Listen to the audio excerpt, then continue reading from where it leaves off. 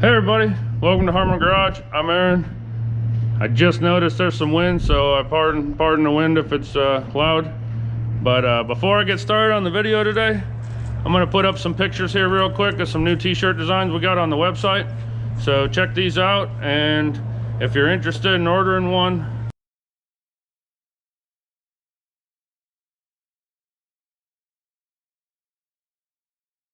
the website's right here at the bottom of the screen, www.harmongarage.net. So check it out, see what you think. So this is going to be a video that has a bunch of different stuff in it. I know I haven't posted in about a week or uploaded in about a week, but I've been busy. So I just decided I had to hurry up and move everything in 2 days, and I figure I might as well just take the time, get everything set up and ready to work, and then we get back after it. So I'm not gonna say I'm 100% done, but I'm really close and everything's working out pretty good. So my dad's been over here helping me. We got all the overgrowth and everything cleaned up here out front. We got some security measures put in. Got all this here all cleaned up, over there all cleaned up. Everything on the I guess you'd call it a patio. I don't know what it is. This concrete that's outside. Got it all cleaned up. For the most part, there's still some stuff I got to get rid of and organize and whatnot, but that's all done. And like I said, I'm 90%, maybe 95% done, but got the refrigerator all cleaned up. Got this area all kind of done. Put some of my metal signs up, put all my license plates up, so on and so forth. Got all my tools in here, all 4 toolboxes, sandblast cabinet, motors, tools. I got my air compressor all hooked up, got it plumbed in, and I actually put drops, 2 drops in the line this time. So that should help with the moisture. I still got stuff to clean up like this over here. Like I don't quite know where I'm gonna put my air hoses and stuff yet, but you know, they'll be what they are when they are. Got this cabinet, got it all organized and filled up. Got my bolt bins, my other stuff. This is gonna be the bathroom, but I'm just storing some interior parts in it for the time being. Got my little, sorry the light doesn't work in here, but I got a little cabinet. I got all kinds of parts organized in there. Got my fab area pretty much set back up, my table. I can actually put my welders and my torches right next to my main fab area now. I don't know what I'm doing with this yet. It has some parts for the burnout truck in it. I need to figure out what to do with them, and then I think I'm just gonna get rid of that box. I got my shelving unit up here. It's all kind of spread out and organized. I can fit 3, if not 4 trucks in here. I had Cherry Pie and Rum Runner and the burnout truck in here when they were still full of parts and stuff and it was gonna rain. So I can push Rum Runner all the way back and I can pull the burnout truck in. It just doesn't leave a lot of room, and I like to be able to spread myself out when I'm working on stuff. So 2 in here is good enough, and then I can work on the outside bay out there, which is probably where I'm going to be doing most of my work in the summertime anyways, because there will be more air moving. Oh yeah, my parents donated a couple of fans to the cause. So we got some fans put up in here also to help move some air around, so that'll be nice. But we got Cherry Pie inside. Time to hammer down on that. Got Rum Runner inside. My dad and I pulled the bed off of it this morning so I can finish lowering the back and get the drive shaft in and plumb the fuel system and all that. Burnout truck is not on hold. I am still gonna be working on it. It's just out there for right now. We got a couple more projects. I picked up another project for myself. I had a buddy bring another truck over he wants me to do some work on for him. I'll show you guys those when the time's right. And then we've got Oxen here, which is what we're gonna do for the rest of this video. I've got a couple things left to do on this truck and it'll be done and it can go. So I got to replace the power steering lines because as you can see they're leaking down here. I have to, the exhaust leak is still not fixed. I got to address that. I have to put a copper line on the oil pressure gauge instead of the plastic one because I think the plastic one got hot going next to the exhaust and kind of melted close because the motor's reading no oil pressure, but I know it has oil pressure, so I'm going to replace that line. And then I told you guys before, if you're new and haven't seen the other videos, there's at least 2 videos on this truck. Pretty cool. We just put a big motor and all that in it. But this back panel is all bent out and everything that attaches that hitch to the rest of the bed is broke. So I got to turn it around. I'm going to put some extra bracing, turn the truck around, back it up. I'm going to put some extra bracing in there, tie it all down like I did on Hot Shot so that hitch will not move no matter what you hook up to it. And so that's what we're going to do. I got my dad here with me today and he said he'd do some filming, so maybe I can film some of the underneath stuff that I don't normally film because I don't have a way to film it. So we'll try that out and see how it goes, but I'm gonna get started on Oxen here and we'll see how far we make it today. All right, so I got under here, started examining leaks. This is power steering like I thought it was. I think it's the hoses, I hope it's the hoses. This puddle right over here was a little bit of coolant. I looked up to see where it was coming from and you can't really see nothing, but it was coming out of where the water pump goes to the block, the gasket right there. So I put a socket on it, wrenched on it a little, and it tightened up some, and I saw it like pinch the gasket more. So we'll let it run for a little bit in a few minutes and see if that takes care of that. Now, as far as the exhaust leak goes, I thought it was the donut gasket or the flat gasket in the spacer down there where the exhaust connects to the manifold, or I thought it was the bung for the O2 sensor because I welded the bung for the O2 sensor in with my little 110 welder and it was acting up on me. So I figured that was leaking. So I fired the truck up, got underneath it, ran my hand all around that O2 bung, all around the collector flange, everything. Nothing leaking. So I stuck my hand up in between the block and the manifold while it was running, and I felt air like it was coming out of the, well, there's part of the problem right there. That gasket's not on right. But anyways, if you look back in here, I don't know how well you'll be able to see, but right there where the emissions tube used to come out, there's a weld, and there's a pinhole in that weld, and it's blowing a ton of exhaust out right there, and that's the tick, tick, tick, tick, tick that we're getting. So I got the welder over here set up, got the battery disconnected on the truck. I'm gonna go ahead and take my welder and just zap over that little hole, and then now that I see that that rear exhaust gasket's coming out of the manifold, probably gonna have to loosen the manifold up, get that gasket in where it needs to be, or I've got some other ones, I may just put a new one in there. Hopefully I can do it without taking too much apart because I'm probably gonna have to loosen the whole manifold up to do it, and I got all the power steering and everything on this manifold. So I'm going to zap that back on there, try to fix that gasket, and then I'll give you guys a little update. Okay, I'm gonna try to show you what I fixed on the exhaust leak. It's really windy. As soon as I walk outside, it's probably gonna blast you guys. I'll try to do my best in editing to fix that, but that back gasket on the manifold was blown out. Here, I'll show it to you guys.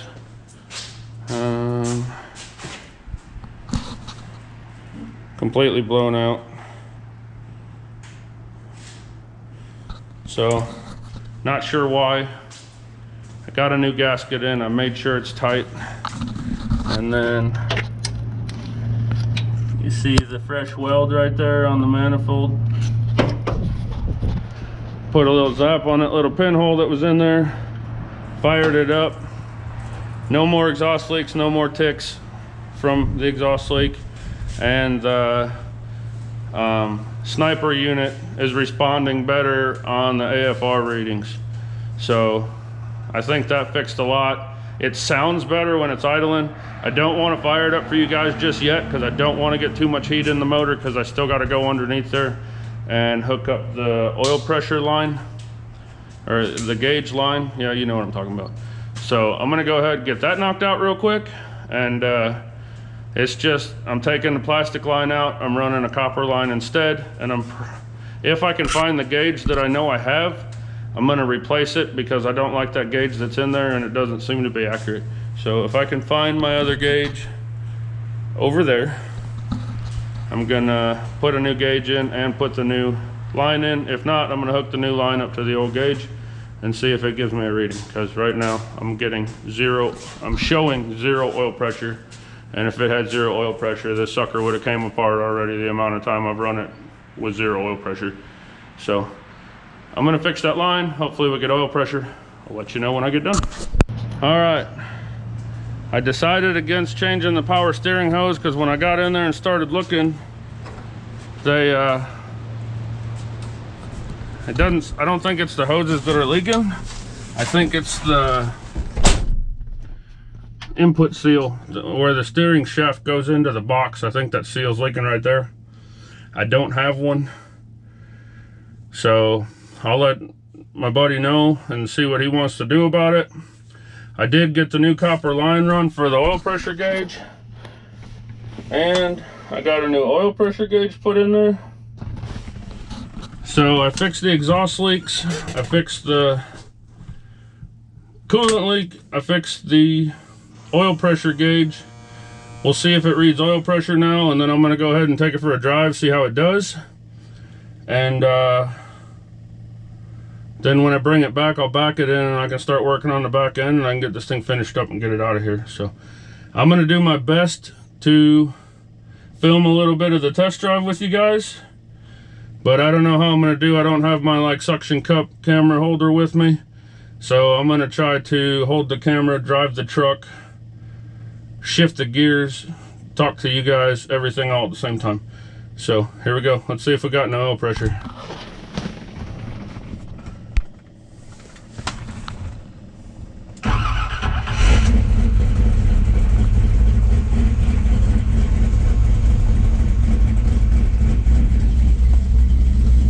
£60 at an idle, fairly cold, pretty dang good.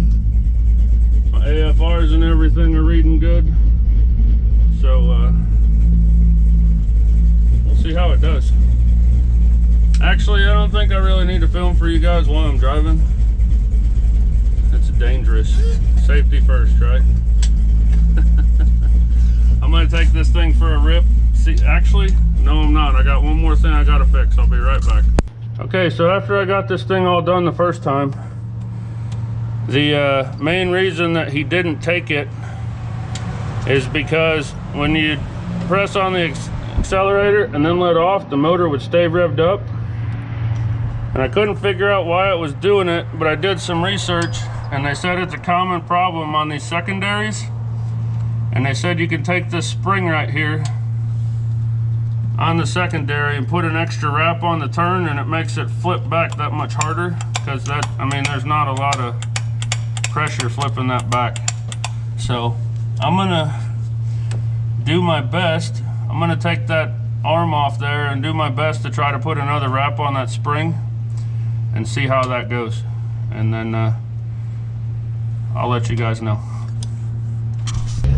All right, well, I got that throttle body secondary blade not closing thing figured out. I had read on some forums that you put another wrap on that spring like I told you.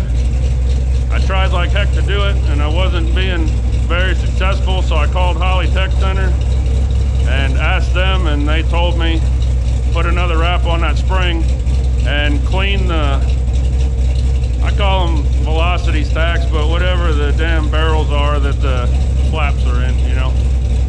Clean those really good, so I cleaned those. I just put some WD-40 on a blue shop towel and had my dad hold the throttle blades wide open, and I just went in there and cleaned it the best I could, and then I shot a little bit of WD-40 on the pivots. Got another round on that spring and it fixed it perfect. So I took it for a drive.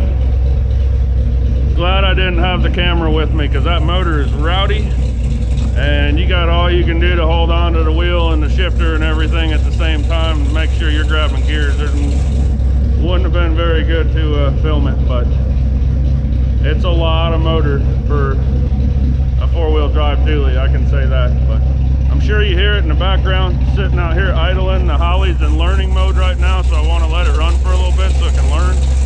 But getting late in the day, it's after 4 o'clock already, so I don't want to get started on the back of the truck. So rather than getting this video up tonight like I wanted to, I'm going to come over in the morning and fix the back end, and then I will I'll video all what I'm doing to the back and all that stuff, and I'll get the video up tomorrow for you guys, which will be today for you or Friday, whatever. But it sounds nasty. It sounds like a top fuel car making a pass when you're doing about 60 miles an hour. It's loud. So everything's good. 65 pounds of oil pressure at a cold idle. It's holding about 30 at full temp with the fans running. A little over 30, which ain't bad. Don't pay no attention to that temperature gauge. It ain't accurate. Motor's only 185 degrees. But it's in learning mode. It's learning. It's doing its thing. Everything's good. So like I said, I'm gonna let it sit here and run for probably 15 minutes to learn. And yeah, park it back under the cover, and we will carry on with it tomorrow. Hang tight. All right, well, it's the next morning. I wish I would have stayed last night and welded on this bed, because it's high of 40 today, and the wind's strong enough to push a sailboat across dry land. So I'm gonna suck it up and deal with it. I want to get this truck done, and I want to get this video done. So let me bring you guys out here and show you what we got going on. So I showed you before, I don't know how well you can see it, but this rear panel on this bed is supposed to be straight up and down, and you can see it's angled out. The welds are all broke right here. It's got braces that come up off the hitch itself, and instead of going up to where they're pulling on something, they're run back over to the bed. They're all snapped loose on both sides, and the back is bent. So I'm gonna get under there with a grinder and clean up where the welds used to be. Actually, I think I'm gonna change it all together. I'm gonna fix this, weld it up, same thing on the other side. I'm gonna hook a ratchet strap back here somehow, and then hook it like up to the rear end and ratchet that back into it straight. I'll clean this up and weld it. And then I think what I'm gonna do, I got some 4x4 tubing that I think will fit in the frame rails. I'm gonna cut a piece that'll fit in the frame, and then I'm gonna take those 2x2 square tubings that are running from the hitch and coming out to the sides of the bed. I think I'm gonna run them up to the brace that I'm putting across there. So it's just a bad design. I mean, they just got some angle iron here spacing the bed up off of the frame. The bed's just attached to the frame with these pieces of angle iron with these bolts in it. So there's not a whole lot of strength there. There's nothing actually tying anything to the bed except for some 3/8 bolts. And the kind of weight that he tows with this thing, that's never gonna cut it. So my dad's gonna do the best job that he can doing some filming. I'm gonna get under there and start doing some work, and I'll show you what we can, and I'll update you frequently. All right, this whole hitch setup, I want to say it's way worse than I thought it was, but I knew it was bad.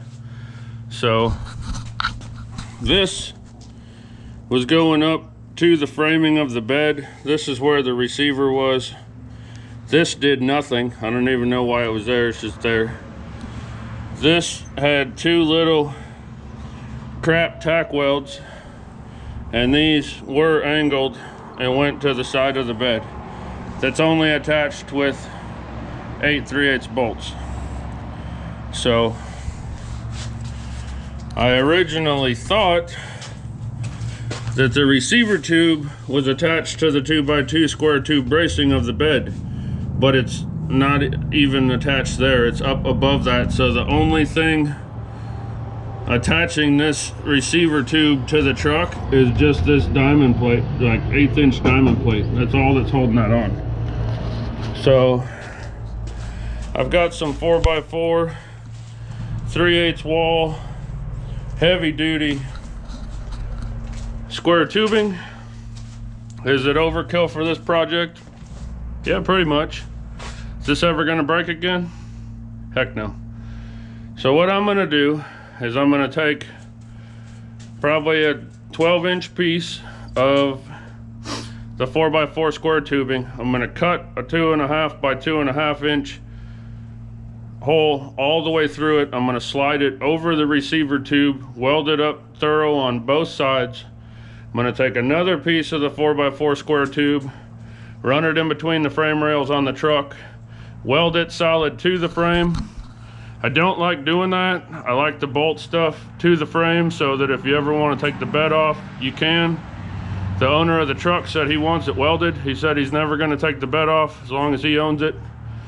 So I'm going to weld it solid to the frame, and then I'm going to take pieces of this 2x2 square here that's quarter wall, 3/8 wall. It's decent, and I'm going to make supports that go from the bar, from the 4x4 that I'm welding onto the receiver tube.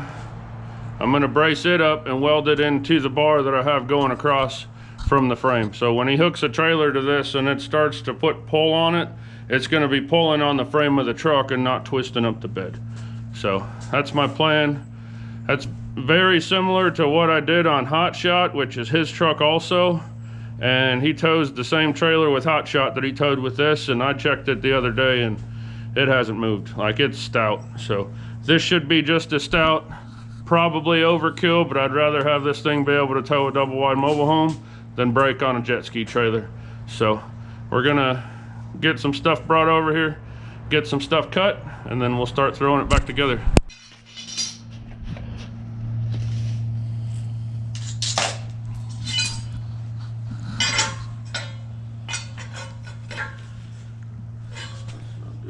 That looks pretty square.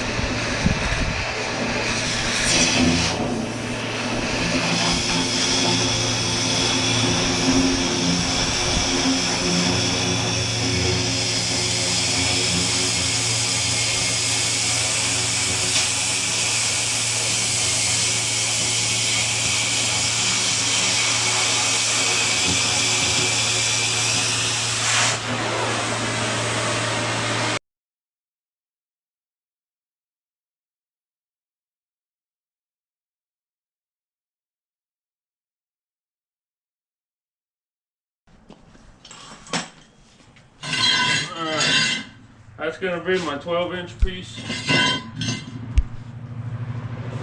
And then should be 12 inches. Yep, it is. So now we're gonna go to 6 inches, and then 1 1/4 inches, and 1 1/4 inches. And then this is 4. So I'll go 1 1/4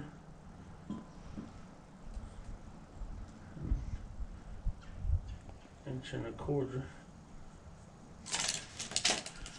And that's going to give me my 2.5 to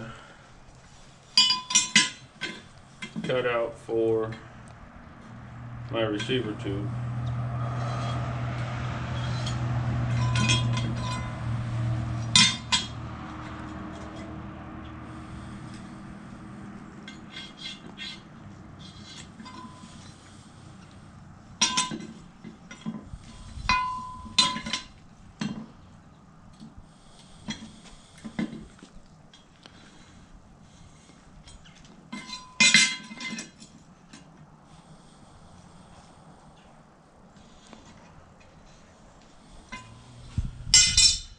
I gotta roll this over, do the same thing on the other side, and hopefully they line up.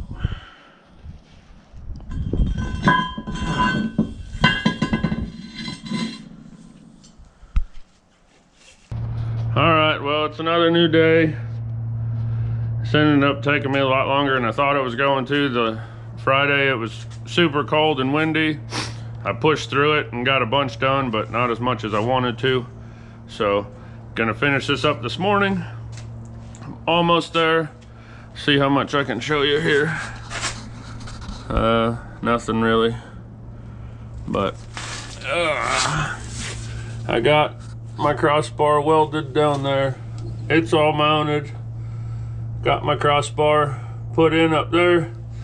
It's halfway welded. Next thing I'm gonna do, right down here where the hitch comes through, I'm gonna cut a diagonal piece or a triangular shaped piece and put it in there and weld it up to help brace that hitch to the frame of the bed instead of just being in that diamond plate, 1/8 inch diamond plate. So before I left the other day, I marked this. So I just got to get a cutoff wheel out, cut that, and then I can go ahead and get that welded up in there. And then I just have to make my diagonal braces to go from my lower bar up to my cross member. Get that welded in, button up a couple more things, and old Oxen should be ready to go home. So I plan on finishing this video today. I plan on finishing this truck today. So tomorrow morning we can move on to other things. So I'm gonna get my cutoff wheel out, get chopping on that, and keep on going. All right, so haven't really been filming a whole lot of this because it's hard for me to film under the truck, and I really just want to get it done. But this is my brace that's going to go from the 4x4 cross member that I put in the frame rail to the 4x4 that I put on the receiver tube. That's the second one. I've already got the first one welded in. I got my little triangle brace welded in down there, so that's all straightened up. And I got everything else under the truck welded, so all I got left to do, put this piece in, and the hitch is done. Yeah, so, and after that, I think the truck's pretty much done. I want to clean up spark plug wires, but that's quick and easy, so we'll get that done. And then I think all Oxen here will be ready to go home. So I'm gonna put this other brace in. I'll try to take you guys under there, depending on how the lighting is. I'll try to take you guys under there and show you what the hitch looks like all done.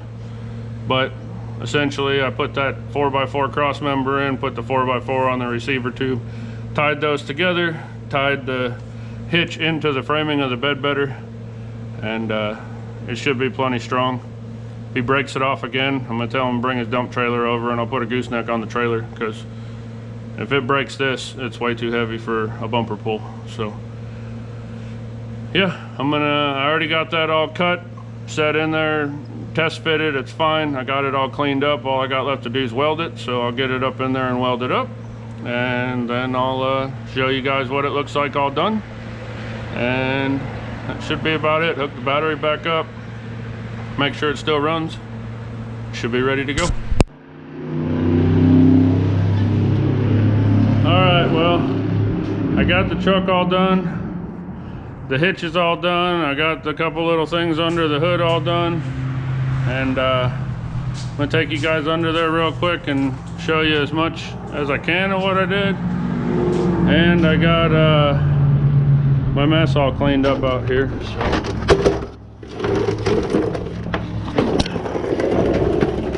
here it is. I got my 4x4 welded to the hitch. I got my brace here.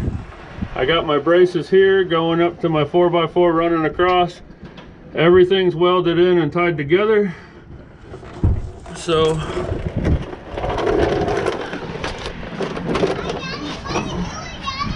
should be solid. Everything else is done. Oxen's ready to go home. So I want to take a second. If you hear my little girl screaming in the background, my wife just pulled up with her, but I just want to take a second to thank everybody for all your kind words and everything through the process of me moving and all that. I really appreciate it. It means a lot. And I'm grateful for all you guys, and hope I can keep making videos that you like to keep watching. But other than that, that's going to do it for this video. Subscribe, like, share. Check out my website if you want to. But y'all have a good one. We'll see you next time.